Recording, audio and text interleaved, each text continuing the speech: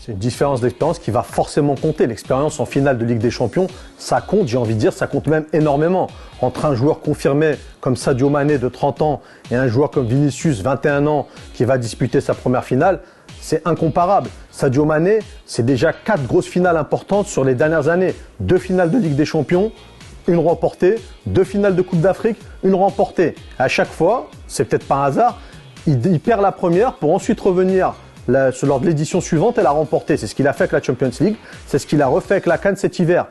On n'a même pas parlé de toutes les coupes qu'il a pu remporter avec Liverpool cette année, League Cup, où il a été à chaque fois important et décisif pour son équipe. On a vu tellement de joueurs, notamment des jeunes, passer à côté de finales par excès de pression, par stress, par le fait de réfléchir, par le fait d'être un peu inhibé par une ambiance, un stade rempli, 80 000 spectateurs, on sait que ça va être au Stade de France. Rien ne dit que Vinicius va aborder ce match avec sérénité. Là où on s'est dit, Sadio Mané, il va être tranquille, il va jouer son football, il va être relâché, on sait d'où il vient. Et il a quasiment tout gagné dans sa vie. Qu'est-ce qu'il peut craindre, Sadio Mané, finalement? Pas grand-chose. Il va avoir du bonheur, il va passer un bon moment, 90 minutes sur la pelouse du Stade de France. Et à mon avis, ça va jouer sur ce registre-là, l'expérience, la sérénité, la tranquillité.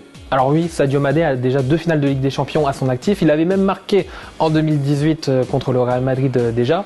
Mais Vinicius, il n'est pas non plus dépourvu d'expérience. Il est au Real Madrid depuis maintenant 2018 justement.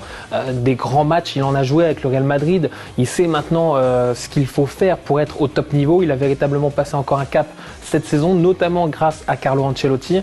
De l'expérience, il en a. Il est également international brésilien. Les grands matchs, il connaît. Et il connaît aussi donc la pression qu'il existe au Real Madrid lors d'une saison. On sait tout ce qui peut se passer autour du club, les médias, l'attente des supporters, des socios. Et ça, Vinicius, il l'a désormais très très bien compris et il le démontre plutôt bien sur le terrain. Selon moi, Sadio Mané a un avantage sur le fait de déstabiliser les défenses adverses pour une raison simple. Parce qu'on voit souvent la déstabilisation comme le fait de faire un dribble. Alors oui, le dribble fait partie de la déstabilisation. Vinicius est sans doute le roi du dribble, mais on déstabilise aussi par une feinte, par un coup d'œil, par une belle passe, par un décalage, par un appel en profondeur. On peut faire plein de choses variées et l'avantage de Sadio Mané, selon moi, encore une fois, c'est que là où Vinicius va avoir tendance parfois à en faire un peu trop, à chercher un dribble un peu compliqué, à amuser un peu la galerie. Sadio Mané, c'est l'efficacité, c'est la pureté, c'est la tranquillité. C'est un joueur mature tout simplement, c'est un joueur qui a épuré son jeu. Il sait dribbler, c'est un Sénégalais, il a été formé dans une académie où on aime le dribble. Il est passé par Metz, par Salzbourg, par Southampton. Il sait faire. Maintenant, ce qu'il a appris à faire, c'est à épurer son jeu, à donner quand il faut donner, à frapper quand il faut frapper, à dribbler quand on est dans une situation difficile, loin de ses buts, pas dans ses 30 mètres. Là où Vinicius doit encore progresser, mais c'est normal. C'est le jeune âge, c'est l'expérience, l'apprentissage passe par là. Donc pour moi, à l'heure actuelle, Sadio Mané a un avantage en termes de déstabilisation. Il est plus accompli, plus aguerri que Vinicius. Vinicius, tout simplement, parce que Vinicius, c'est son style de jeu. Sadio Mané, ça va être davantage par des déplacements. Vinicius, lui, c'est cette façon d'être tout le temps virevoltant, tout simplement. Demandez à Walker en demi-finale avec Manchester City. Au bout d'1 heure de jeu, il était cuit, le défenseur de Manchester City, parce que Vinicius n'a pas arrêté de faire des allers-retours sur son côté gauche, d'aller provoquer. Et ça, voilà, ça va aussi déstabiliser en face Trent Alexander-Arnold qu'il aura en face à face.